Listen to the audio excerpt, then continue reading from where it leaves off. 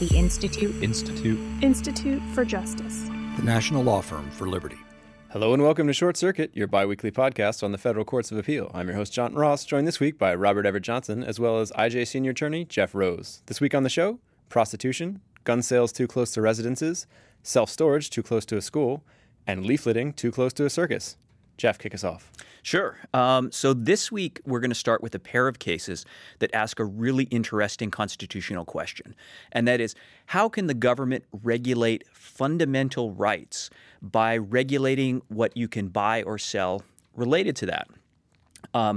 Most of us have an intuition that if the government, there would be something wrong if the government said, no problem writing books or newspapers, but the price of those has to be zero. You have to give them away. It is illegal to sell books or newspapers.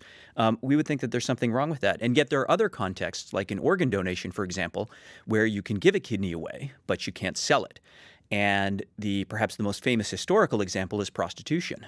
You can give away sex, but you can't sell it. So in the Ninth Circuit, there is a challenge going on right now, a fundamental substantive due process challenge to California's prostitution statute.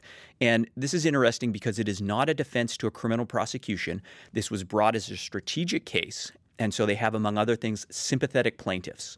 One of the plaintiffs is a disabled man whose basic position is, I don't have a realistic opportunity at intimacy. There's a very powerful scene in the Tom Cruise movie, Born on the 4th of July, in which, these soldiers who'd been paralyzed in combat have relationships with prostitutes, not that they can actually consummate the sexual act, but they just need intimacy. They don't get that anymore. And so this case is about that. They also have some women who have been legal sex workers who want to engage in responsible legal sex work in California.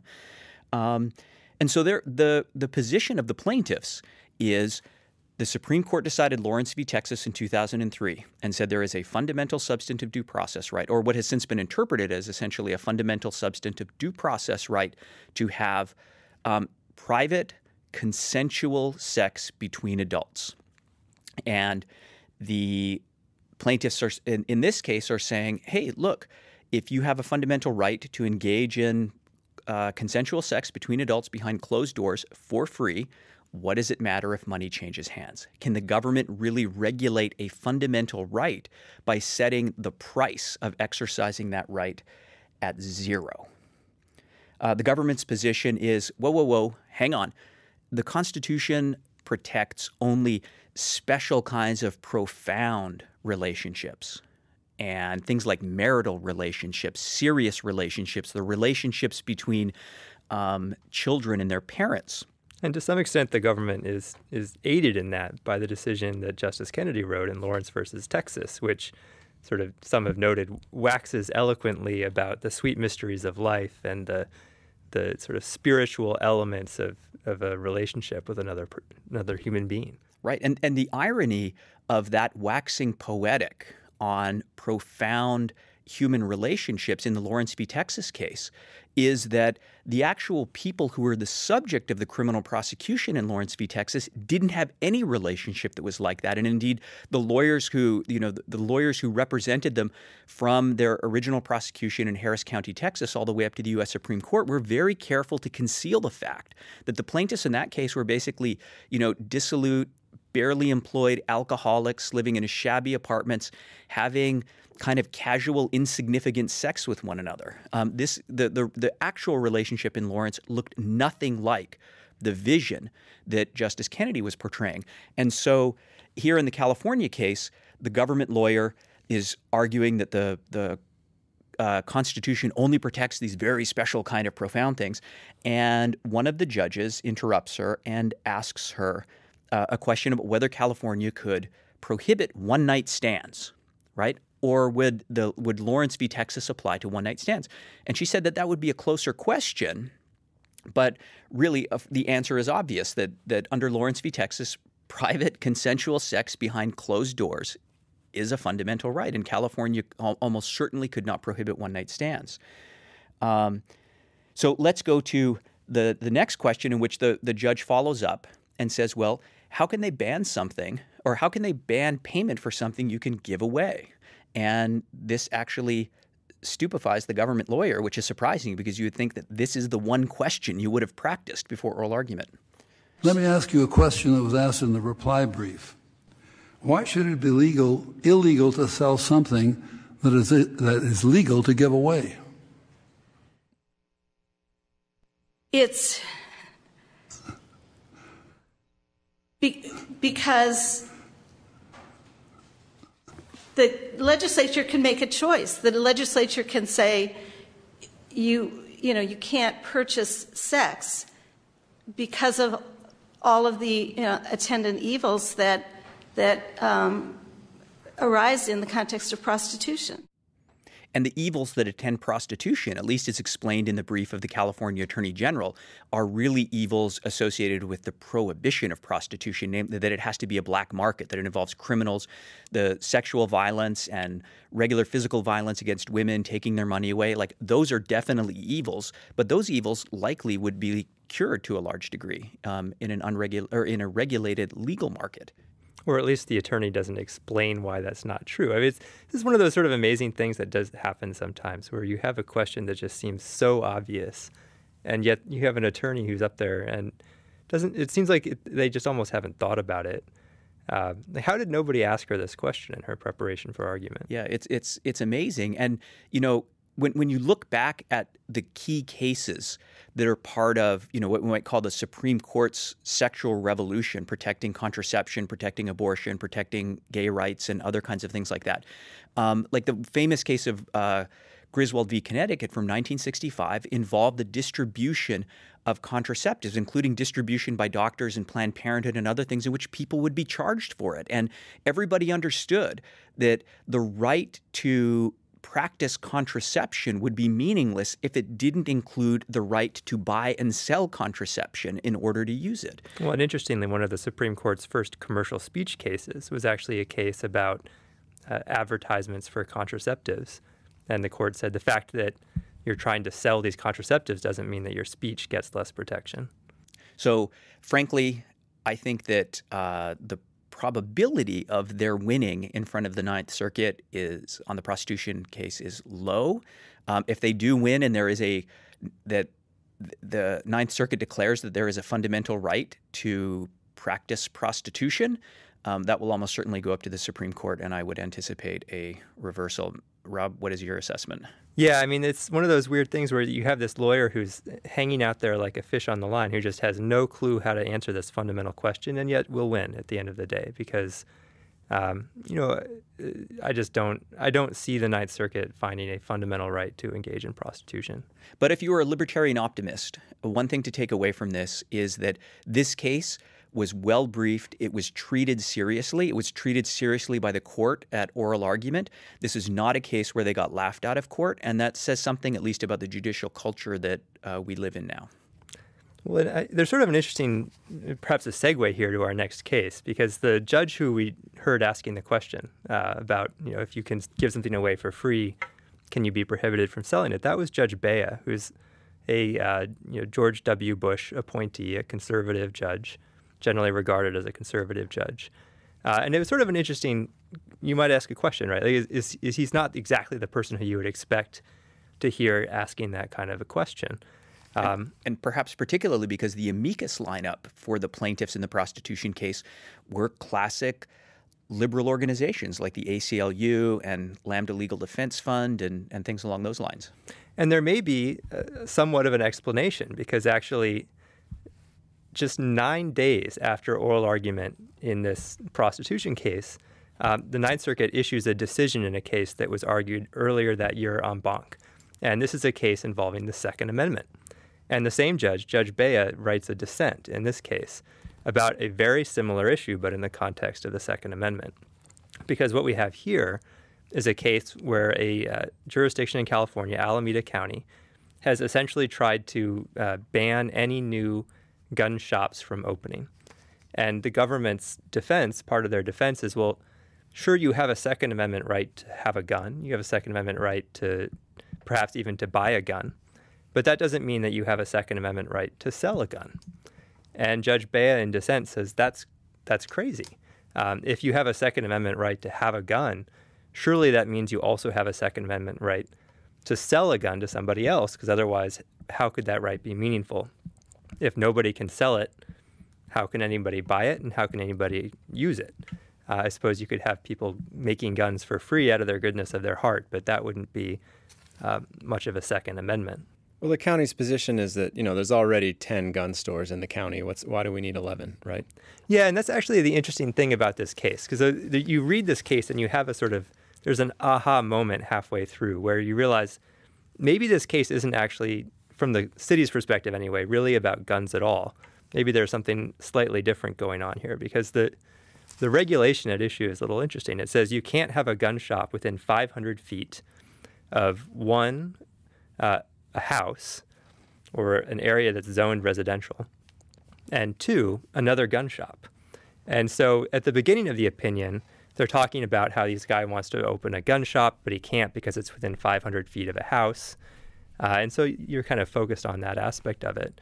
And it seems like this is an anti-gun regulation. But then halfway through the opinion, suddenly it emerges, it turns out there are actually 10 gun shops already in Alameda County. And if this guy can't open his gun shop, well, there's another one that's 600 feet away that other people can go to. And then you start to think maybe this is actually a regulation that the gun shops like. Maybe the 10 existing gun shops have actually asked for this regulation. Otherwise, why prohibit the gun shops from being next to each other? If you thought gun shops were some sort of a hazard, wouldn't you want to kind of like stick them all in the same place, really close to each other? What it feels like is it's an anti-competition regulation. Right, which is what we see frequently here at the Institute for Justice in some of our street vending cases, in which there are laws that say a street vendor cannot sell food within X number of feet of a brick and mortar business selling food that's similar. And these are designed to prevent honest competition between brick and mortar and mobile food sellers. Right. And you get this sort of protectionist aspect of this is interesting because it's underlying what's going on in this case, and yet the judges don't really address it directly. And so you get this sort of interesting talking around it where, the judges in the majority basically say, well, how are you harmed if you can, buy a gun from another shop? And the dissent, Judge Bea in dissent says, well, maybe the nude gun shop would offer a different service, a service that people like more. Oh, well, it certainly would. In this case, they were going to do gun classes, they were going to do gun storage, a whole bunch of services that the established gun shop didn't. Right. And you get this interesting back and forth where the majority says, oh, well, that's just a different consumer experience. And the Second Amendment doesn't protect your right to a different consumer experience. Then Judge Bea in dissent says, maybe that's actually really important to people. And what they don't really acknowledge, though, is what they're really talking about in some way is what's the value of competition in a free market. And, the other sort of big picture thing when you look at this is that the dialogue occurring between Judge Bea and other members of the court in the decision and in the dissent is something you can't imagine in the context of a right that courts are accustomed to taking seriously. So, for example, if you had a law that said, well, you can't open a bookstore. There's going to be a cap on the number of bookstores or something like that. And someone comes along and says, hey, I'm going to open a bookstore and it's going to have all kinds of books that are different than these other bookstores. And it's almost impossible to imagine Ninth Circuit judges saying, oh, no, 10 bookstores is enough, and I know you're going to offer books with different content, but that's just a different consumer experience. There's no reason why the government can't prohibit that. So the constitutional subtext here is that courts in general and the Ninth Circuit perhaps in particular remain uncomfortable with treating the Second Amendment like it is a full-fledged enumerated right. Did the county argue that the prohibition was necessary to protect public health and safety in some way? Well, it's sort of an interesting question because one of the interesting things about this case is it actually was resolved on a motion to dismiss. And so basically what you have is the plaintiffs come in, they file their complaint, and there wasn't even an opportunity for them to introduce any evidence about what the harms of this would be. And there was no burden put on the government to introduce any kind of evidence of real harms or any real justification. All that the courts are saying here is basically, look, we don't really care if there's a real justification here. We don't really care if you're harmed because we think 10 gun shops is enough. Okay, let's move on to the next case, which comes out of the Fourth Circuit. Rob? Yeah, so this is a fun case. interestingly also involves a zoning proximity restriction, although it's one that, if you think the amount of scrutiny that you get under the Second Amendment is dispiriting, try bringing a challenge to a zoning restriction that doesn't implicate a right that is enumerated in the Bill of Rights. Here we have somebody, they've purchased a piece of property. It's property that is zoned light industrial, so you could build a storage lot on it at the time that they buy it. And they go about the process of getting all the necessary zoning approvals to build this storage lot.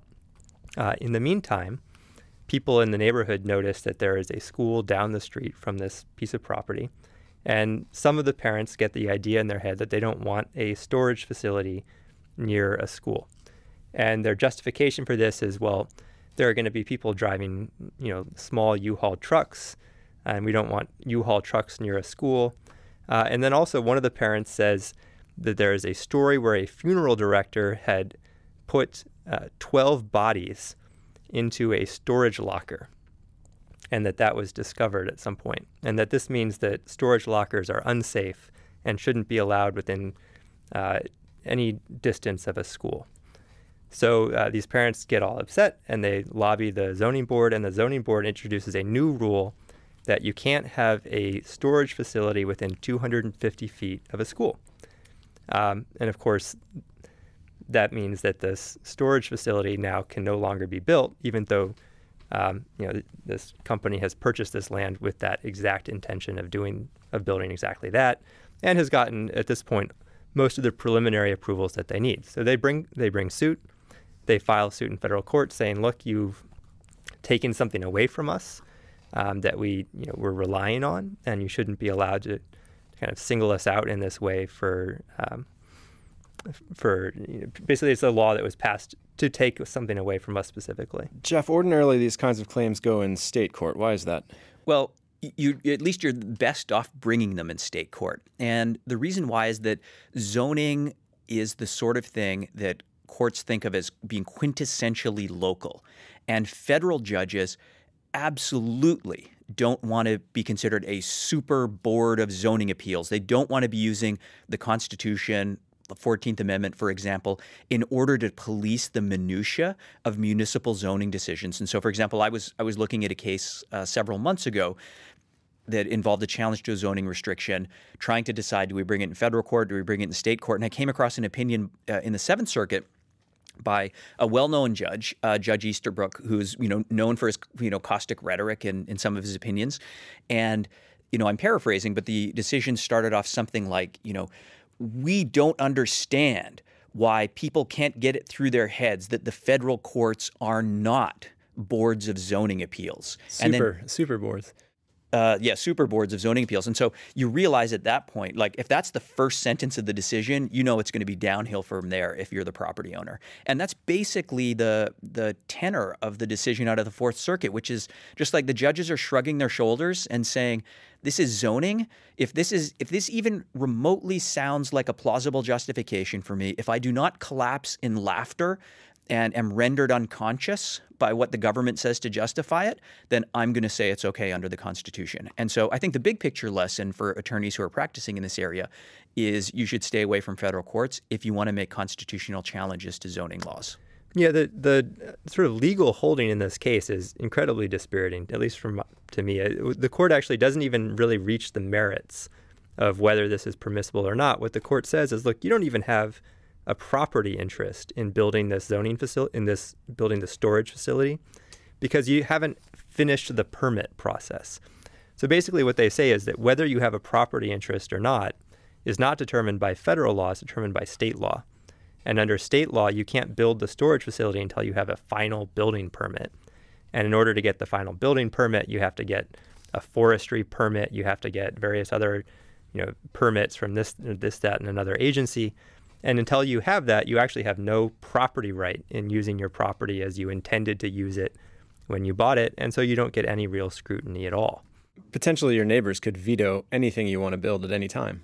Yes. Yeah. And you really, under this kind of approach, you don't really own anything when you own a piece of land.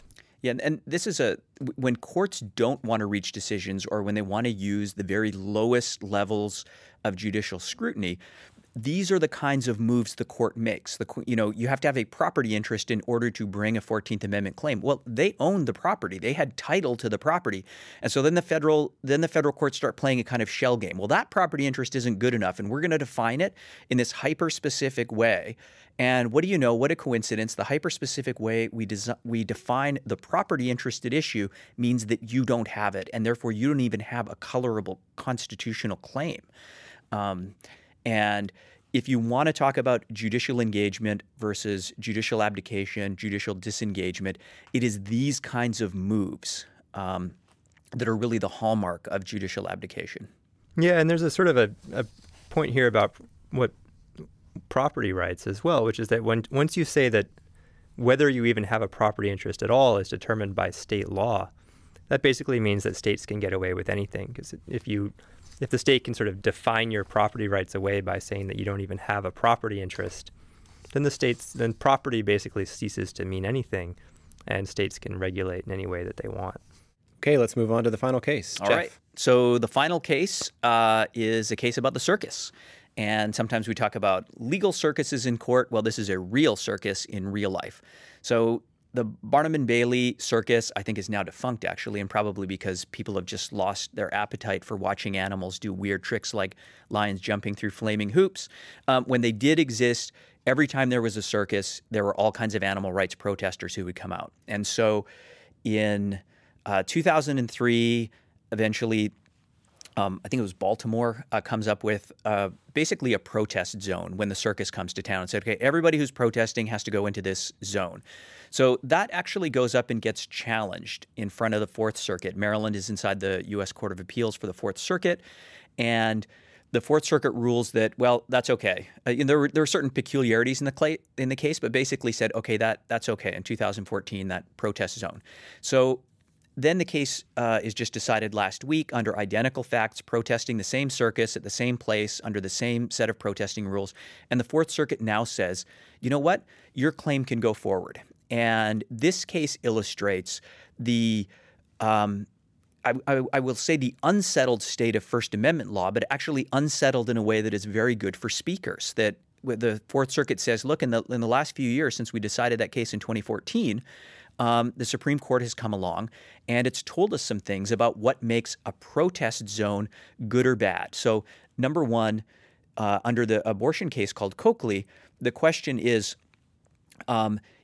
does it matter what you're saying, or does it just matter where you're saying it, right? Because the basic question is the protest regulation content neutral, meaning it just sort of will get intermediate scrutiny, it's not that hard for the government to uphold, or is it content specific? Does it apply just to animal protesters? Does it apply just to abortion speech? And so then in 2015, the Fourth Circuit says the Supreme Court came out with another case, Reed v. Town of Gilbert, which said, look, there are two ways to figure out whether or not something is content neutral. You can read it, and if there are distinctions on the face of it, then it is content neutral no matter what, or content specific no matter what the government says. And then number two, even if it's facially content neutral, if you can only justify the law by reference to some kind of content-based distinction, then we're going to treat it as content-based and it'll get strict scrutiny. So, we had the guy in the circus. He's protesting. He won't stay in the protest zone. No doubt the police had said to him, listen, buddy, get back in the protest zone. Don't be a jerk. And he's like, absolutely not. I'm not going to be in the protest zone. And so they arrest him. And so this case goes up, and the Fourth Circuit says, you know what? Guy in 2014 didn't have a case. Times have changed. You got a case. You get to go back to the district court and figure out questions like, what did the leaflet actually say? Do you have to read the leaflet to figure out whether or not this guy was getting in trouble? And where did he actually stand? And what was he doing? So the Fourth Circuit gave him a new lease on life. Yeah, there's sort of an interesting thing here. If you compare these three cases, right, they're all cases about where you can do something. Where can you talk? Where can you have a gun shop? And where can you build a storage locker? And the upshot of it is, if you're claiming a First Amendment right, a right to talk, then you get real scrutiny, especially after Reed and McCullen. But if you're claiming a right to open a gun shop, then you get something that looks a lot more like intermediate scrutiny or even less. And if you're trying to open a storage facility, then you get the total back of the hand. And so it really depends, where you fall in this hierarchy of constitutional rights, whether you get an engaged judge or not an engaged judge. Right, and illustrates that so much of the fight in constitutional law is actually the fight over which box you go in. Do you get in the strict scrutiny box? Do you get in the intermediate scrutiny box? Or are you stuck in the bottom box, which is called rational basis review, where, in most cases, the government wins? That's where all the action is. Okay, that concludes the show. Thanks for listening, and be sure to tune in next time for more judicial engagement. This is John Ross from the Institute for Justice, putting the chill on you to get engaged.